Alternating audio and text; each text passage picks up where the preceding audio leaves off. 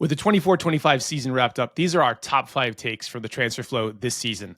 We are often early and we are always on target. At number 5, Patrick and I disregard Spurs for the top 4 this season, despite the fact that they had good statistics. They would go on to finish 17th. So the question becomes, how are you ordering the top 6 here out of what feels like 7 contenders? Yeah. Okay. All right. So I think the top 4 stays the top 4, but not in that order. All right. So we got Liverpool, we got Manchester City, we got Arsenal, we got Chelsea in the top 4, but you're leaving out the Hotspurs, my friend.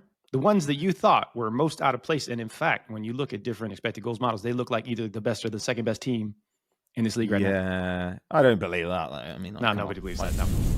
At number 4, I question why Robert Sanchez was in goal for Chelsea way back in November. It took the media world ages to get to this conclusion, but this summer, everybody seems to share it.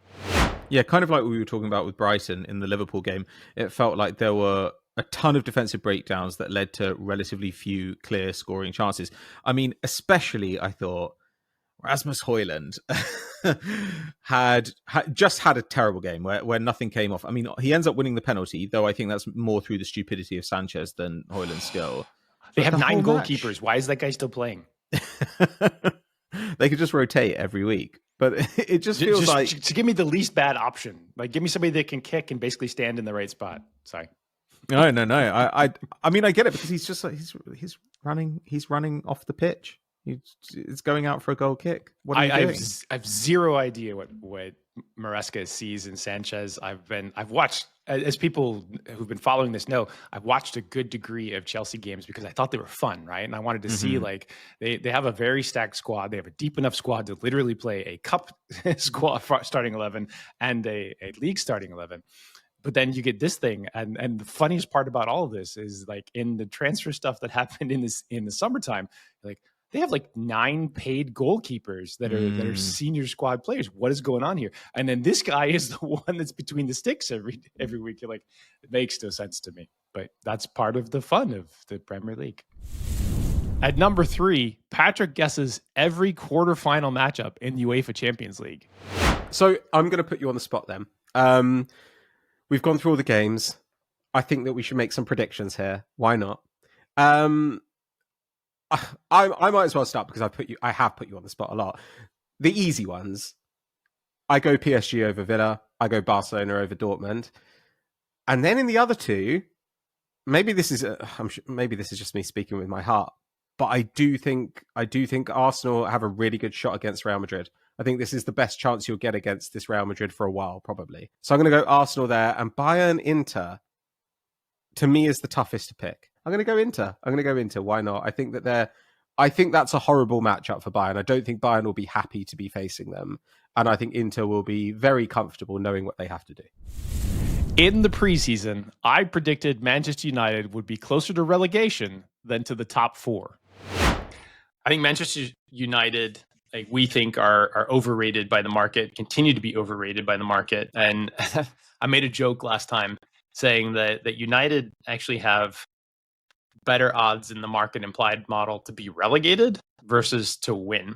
And I don't think that that's necessarily untrue. Like, if you look at the historic performances of Manchester United since Alex Ferguson left, they haven't even been top 2 in expected goals. And that's kind of staggering, even though they've sort of snuck into a couple of top 2 performances. But they've never really competed for the Premier League since that time. So that's over a decade. That's like 11 years. And the model will just sort of chuck that behind. It knows that Manchester United are rich, but they're just like classically underperforming. So United look like they're overvalued. If you wanted to be able to put a small amount of money on not Manchester United to make the top 4, that's pretty interesting. Back in February, my take on Ousmane Dembele being the informed player in the world and how he makes life difficult for defenses takes the top spot in our countdown. As you pointed out this morning on social media, they might have the form player in the world right now. Ousmane Dembele, who incredibly is probably the remaining player that has the biggest price attached to his name in terms of transfers, right? He has been moved centrally. He has a spectacular amount of expected goals and assists despite not playing as a center forward for pretty much all of the season. He's got like 490s, I think, in a center forward role.